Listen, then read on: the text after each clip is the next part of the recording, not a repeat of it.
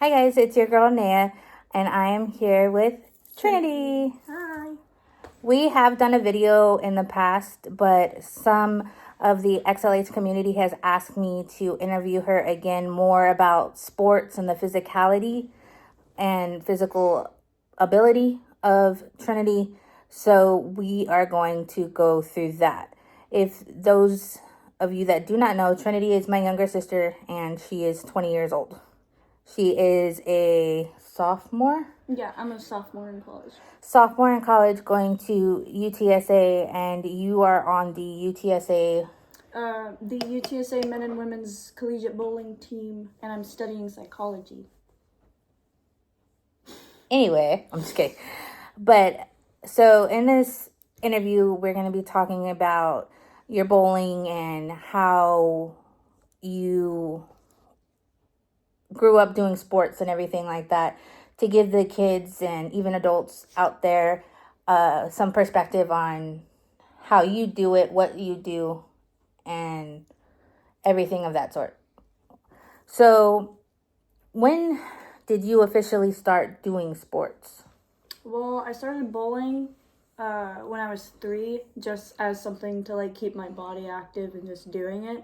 But I would say I actually started doing competitive sports when I was 10, because that was when the first cheer competition rolled around at the same time, and then the archery and just sport hopping back and forth in the baseball and all of that. So I want to say a little before I was 10.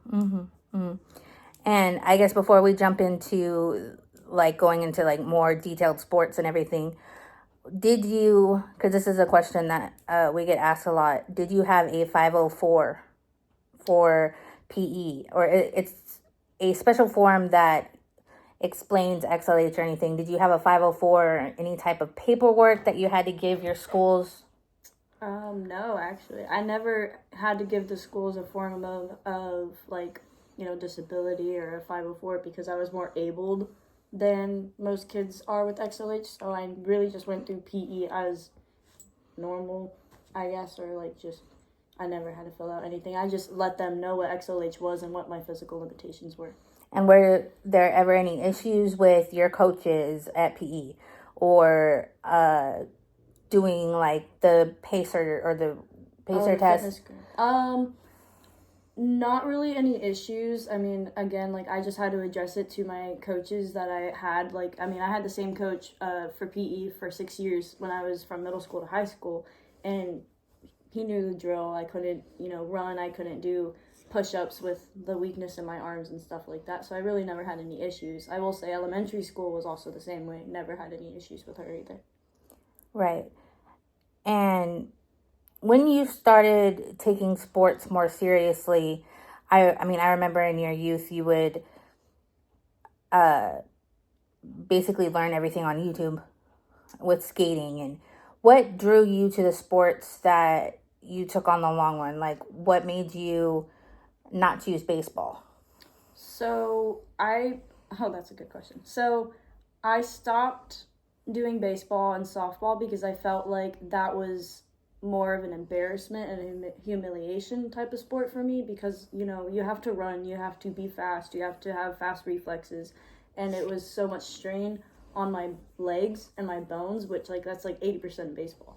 So I really didn't have a desire for that particular sport, because I would have rather watched it than actually played it. And then when I tried it, I kind of had this okay, I tried it, I don't really like it, but I didn't know how to get away from it, because I still wanted to do it.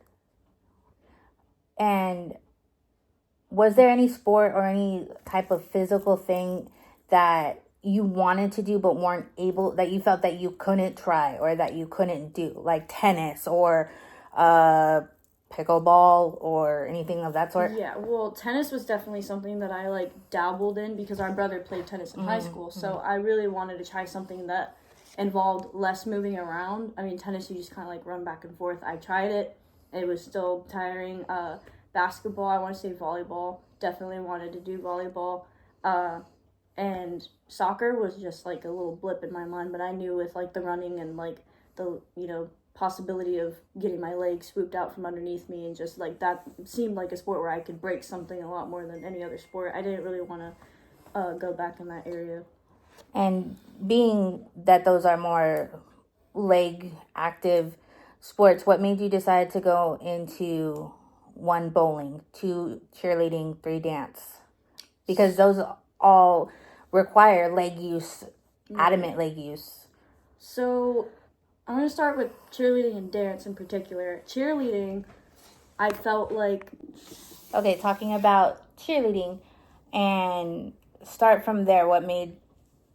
So with cheerleading, it was definitely something that gave me a push to work towards with working on my body and my mind. But because I loved like the choreography, the outfits, the like free expression of yourself at such a young age, I kind of stuck with it because it also like it kind of helped me redefine what it meant to be an XLHer, and performing in front of a million people as well also like helped like my social anxiety when it came to actually being in front of people with my legs. So. And when did you start doing cheer, and then when did it switch to like competitive cheer, and you knew that, okay, this is one of my sports? So I did BVYA, which was the first cheer association that I was with. That was like, you know, the Mighty Mites and then Tiny Mites and then Junior Pee-wees, and then it went to competitive level. Pop Warner. Yeah, Pop Warner, and that was about when I was like 6, 7. And then I didn't compete until I was 11. And then, you know, when we had our cheer group, that was also considered competitive cheer. And I did that up until I was 18. And while you were doing cheer, you were not on Chris Vita, correct?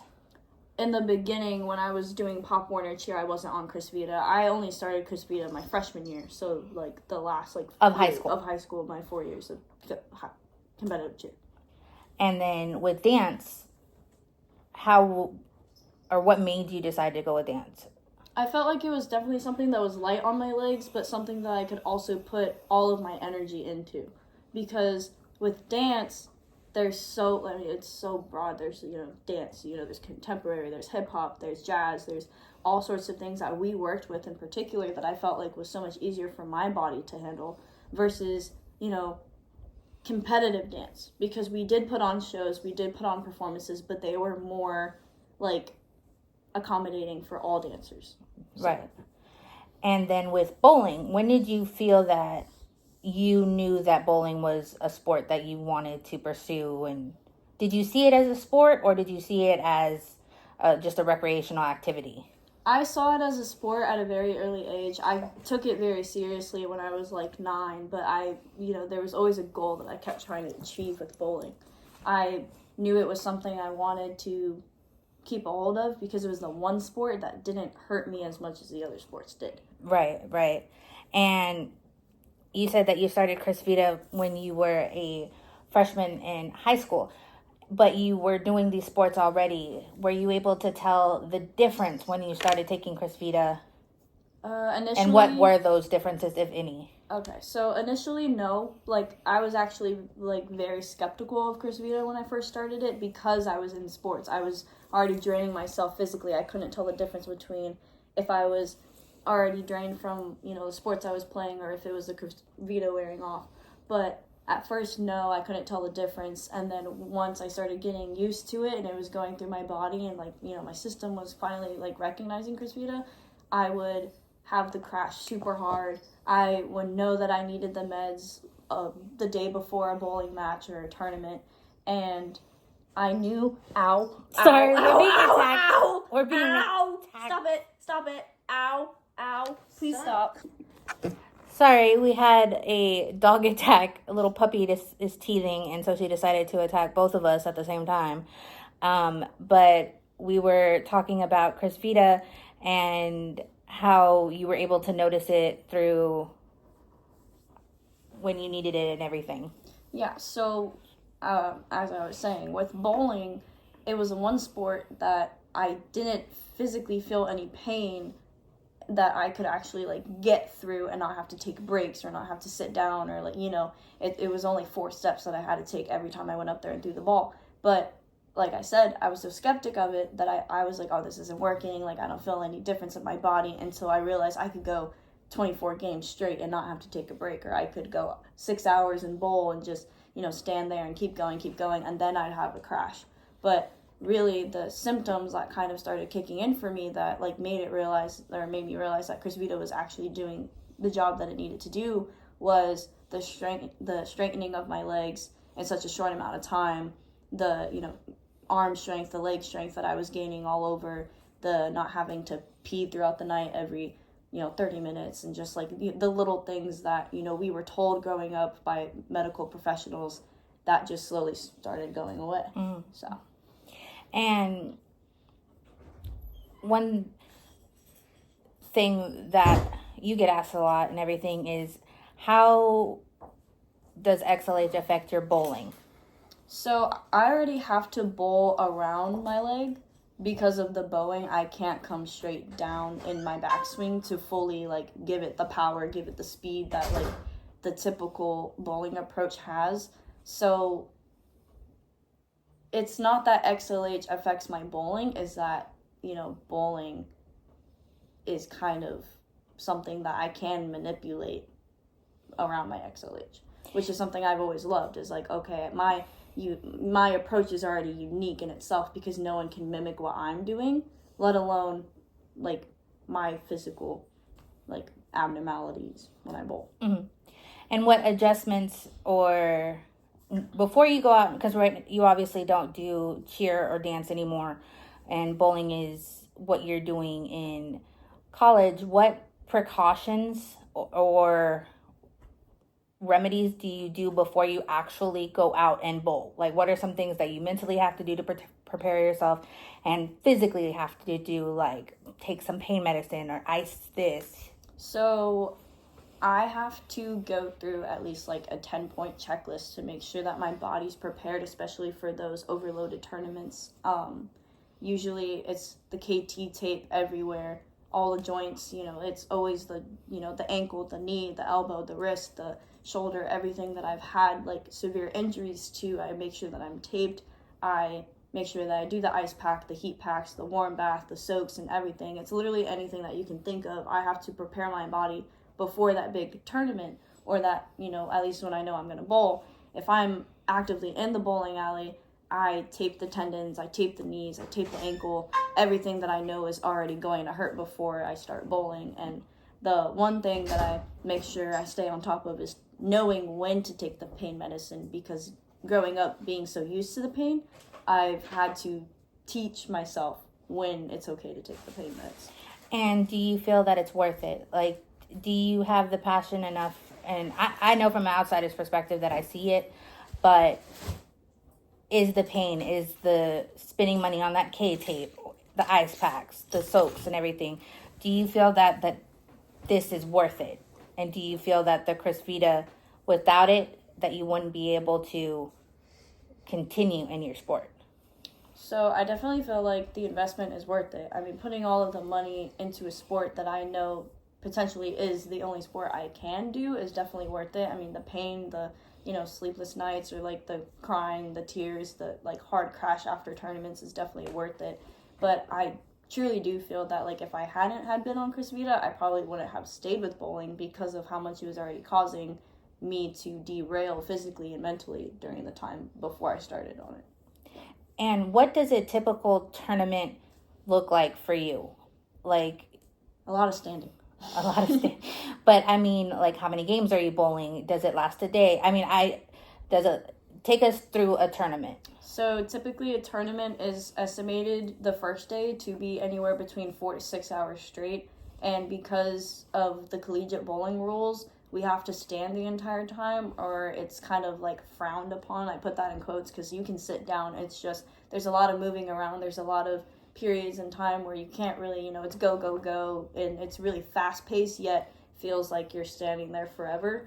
But first day is usually 4 to 6 hours of, those 6 individual games. And then that And what does that mean, the 6 individual games? Where, you have a 5-man team, and each one of the bowlers bowls one full game of those 10 frames, but you bowl 6 of them. So it's really time consuming because you have 5 people on one lane 10 to a pair, having to wait for this person to finish before you move over, and that's why it takes so long, because it's estimated that it takes an hour per game, and that's 6 games. And okay, so it's one day, or does it continue? It continues on to the next day, because we do qualifying the first day, and once we make advance or go to the semifinals and finals the second day is estimated to be anywhere between 4 to 5.5 hours. It's equally as long, but there's Baker games, which is 5-man team, but each person bowls one frame, and they go in 2 rounds, making it a full game across. Got you. And what is your, I guess, game plan, pun intended, while you're bowling? What do you have to do when you go on your approach, when you are in the middle of actually bowling? Do you have to wear a brace? Do you have to take more pain medicine? Or what is your need? What are your needs and strategy while you're actually in the midst of your sport? So I have to remind myself how much I've been on my feet that entire time that I'm bowling. If for whatever reason someone else is the one to remind me, hey, you need to sit down, you need to get off your feet, or you need to tape your knee again, I constantly have to make sure that the KT tape is, activated, because the second that my knee starts hurting, I got to take off the tape right away, re-tape it.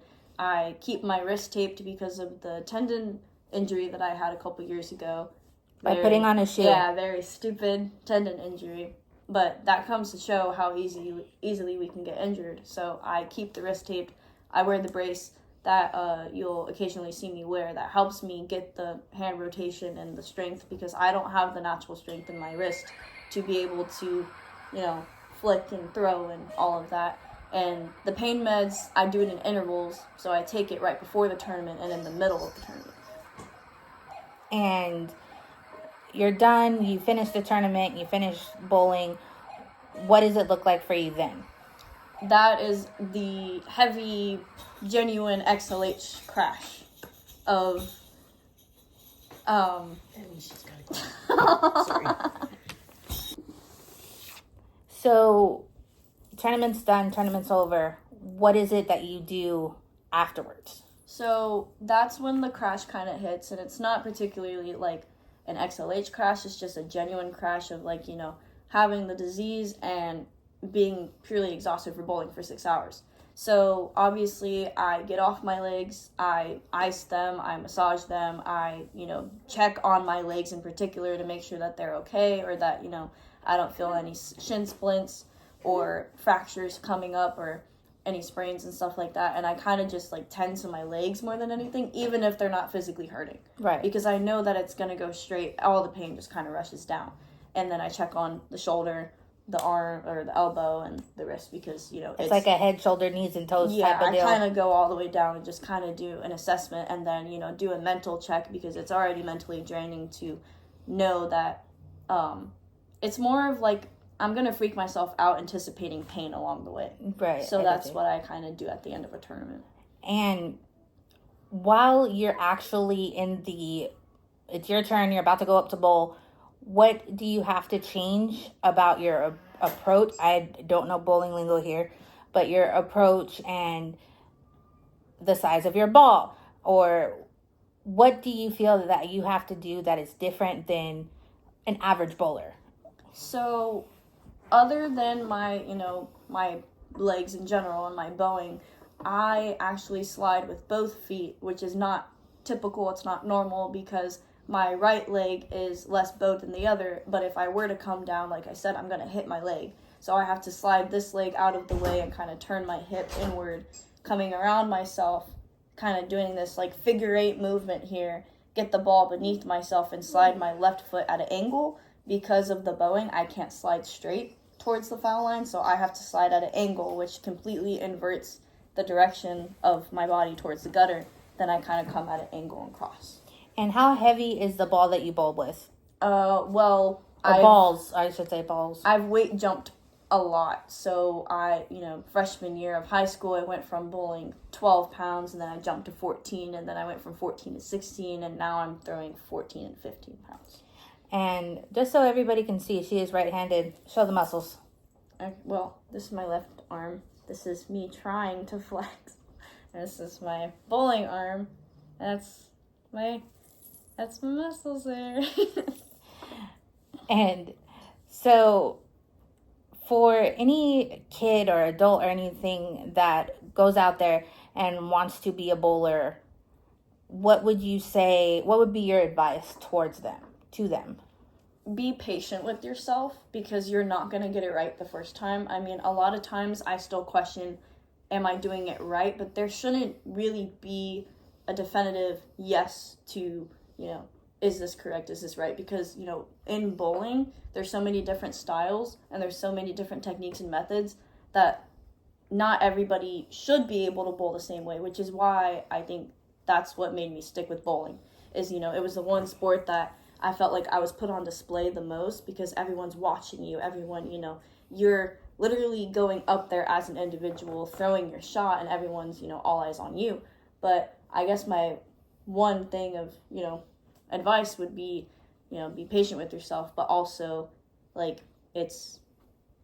it's something that you're willing to try, put forth the effort and the commitment, because there will be days that, you aren't going to be satisfied with the turnout, the scores, the reaction, whatever bowling lingo you want to throw out there.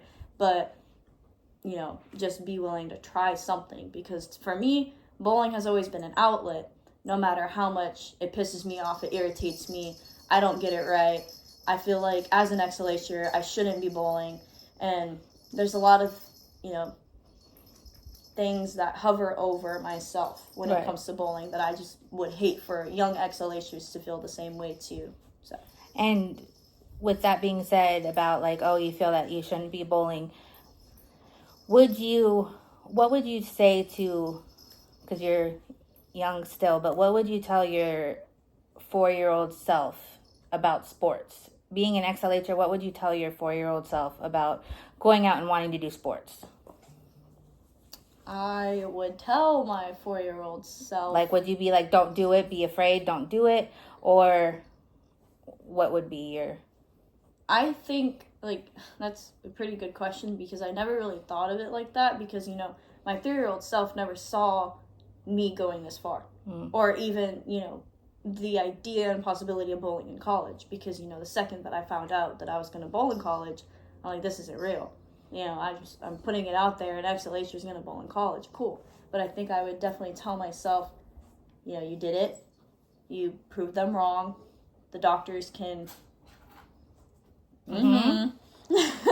And, just, you did what you believed you could. And, that I know somewhere that little girl is still, praying and hoping that, she gets to do something with her life, which, Would you have ever told yourself no? Yeah. Definitely would have told myself no. Don't do it, because of it's mental, emotional, physical, just all of it is definitely draining. Even now, as good as I am now, there are still parts of bowling that I definitely would have told myself, you're crazy. What are you thinking? Bowling is not the sport for you. But is it worth it in the end? Definitely worth it. Because there's I have to remind myself it's 4 steps from where I'm standing to the foul line. Just 4 steps, 4 more steps, 4 more steps, 4 more steps. And that just kind of keeps me going, and, counting the steps and counting how much, many times that I go up there in a day, 3 individual games in a league night, just 4 more steps, you got this. But definitely would tell my younger self, just a little more. For the love of the game, for the love of the sport. And what do you feel would be your end game? Do you feel that this is something that you can take professionally, or do you want to take professionally? Are you afraid of taking it professionally? The thing about doing it professionally is it's already intense now. I know it's going to be 10 times more intense if I did take it professionally for my body. I'm thinking of the sake of my mental health and my physical health. Professionally, because of how long I've been bowling and how much research I put into it, realistically, I would tell myself no, because of the constant traveling, the fees, and just the overall bowling every other day. Or, you know, you're being paid to do your absolute best when I'm not guaranteed to have that consistency because of my body. And I don't want my body to be the reason that I can't, you know, go up to the professional level, which I think if things were to be better with my legs, in other words, if they were a lot healthier, a lot straighter, I had a little more strength in my body, I would tell myself yes. But like where I'm at now versus where I see myself in a couple years, I don't think I'm at that point. And since you say that, would you consider having any type of reconstructive surgery done to help you in the future if you do decide that you wanted to go professional?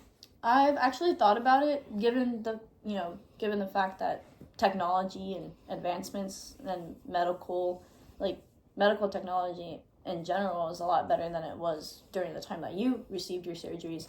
But I've also seen what the surgeries can do to people, and I'm kind of on the fence about it because yes, I'm open to it, but I'm at a point in my life where I'm doing just fine right now. I don't really want to think about it. I don't really want to go there because, you know, XLH is a part of who I am, and I've kind of learned to embrace, like, you know, build a life based off of being an XLHer. But I don't know if I could figure out a life with me being normal or having the reconstructive surgeries, because then I'd have to completely, fix the way that I bowl, fix the way that I walk, and just relive. I get you. So what would you say to somebody who would ask, okay, then why are you doing it at all? Why am I doing the surgeries, or why am I doing bowling? Why are you bowling in college? Why are you bowling now? Because if not now, then not ever. I've always felt that type of way. If I, you know, the thing is like, it's very confusing, even to me, is like, if I had stopped at high school, I would have been fine with it back then. But, you know, fast forwarding to now, if I had stopped in high school, I would have regretted it. I would have, you know... You weren't done. I wasn't finished. I felt like, you know, all of the accolades that I had in high school were great. But I knew I was much more than that. And I knew that, like, okay, being an XLHer in high school, going to state all 4 years, regional qualifier, all district, you know, all tournament team, all the accolades you could throw out there, the second it was over, I just kind of had this what now moment. Like, okay, so you have XLH, you bowled, you're really good, like, you're known around the state, but I kind of, like, told myself that's not good enough. So, you know, I would have without a doubt, 100% would have regretted the fact that I didn't continue after high school. And how is it being, because, and I'm not just saying this because you're my sister and everything, you are a above average bowler. How is it being in a sport where you are watched? What is it like being an XLHer in these sports like cheer and dance and bowling? And how do people react to you? You have to be open, or like, I'm saying this in general because to the kids or the adults that I do know that bowl, you have to be open to the judgmental comments, and you have to be open to the staring more often than you receive. I mean, even when I'm bowling and there are people that don't normally bowl, like the open bowlers that are right beside me, they're staring, they're watching, and, you know, they're confused, they're conflicted. You can't really tell the intention there, but, you know, it got to a point where it's like, you know what, I'm being watched, I'm being noticed. So, and do you feel that you have to adjust the way you are, or adjust the way that you react when you're bowling or cheering or dancing, doing anything reactionary? Yes, I've tried to work on it because, you know, it's such an emotional sport that sometimes, you know, those emotions just come out without, like, realizing the people that are around you.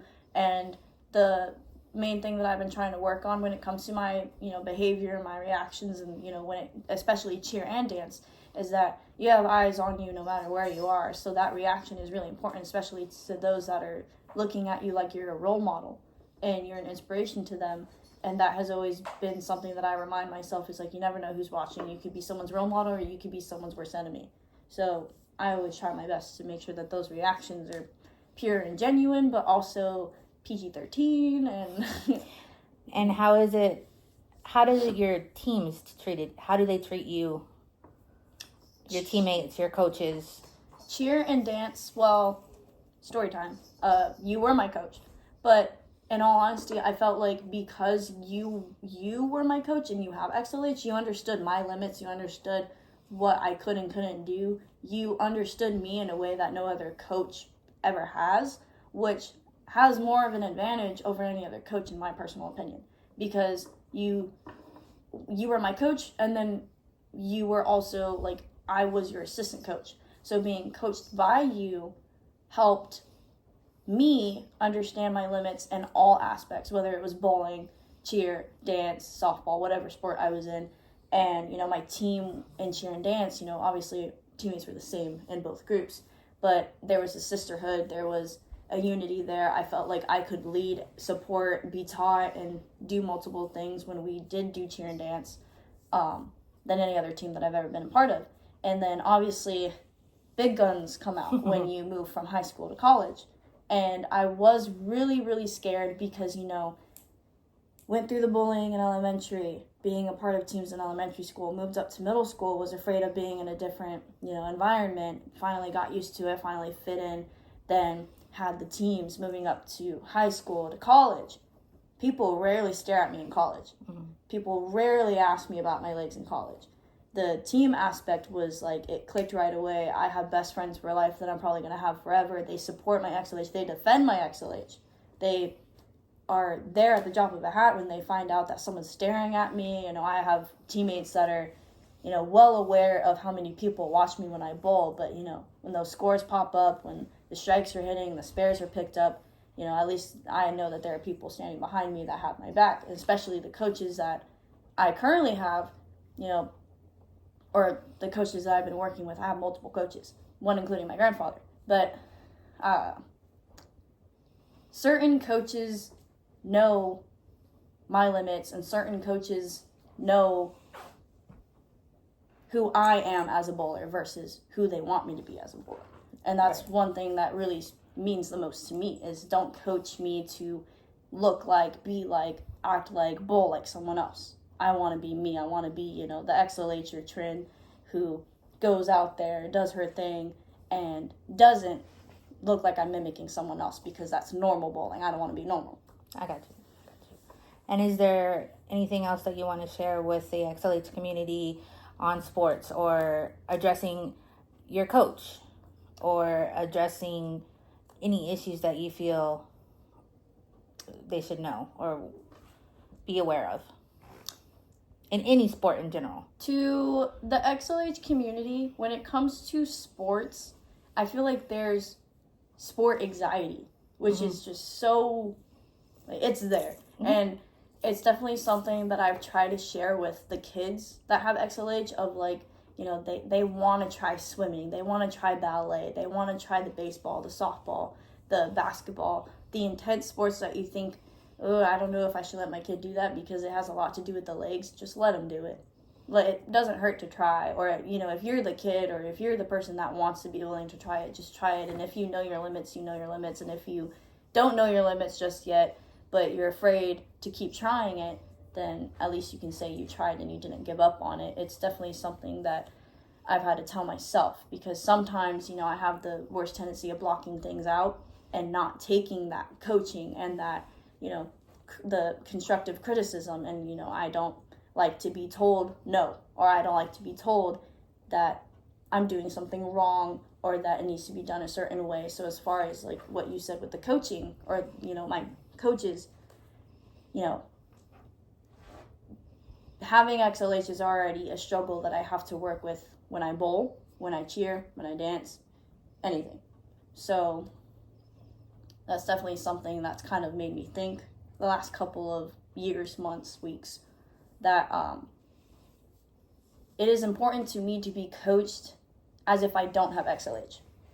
Don't use it as a crutch, and don't use it as a definition for who I am as a bowler, because I am more than capable of doing what you want me to do. Is it going to be right? No. But when I verbally tell you, hey, I can't do it, be patient. You know, move on. Let's try something else. Adjust it. Adjust from there, not continuously try to adjust something that's not going to get better. And then lastly, I just, you know, would probably say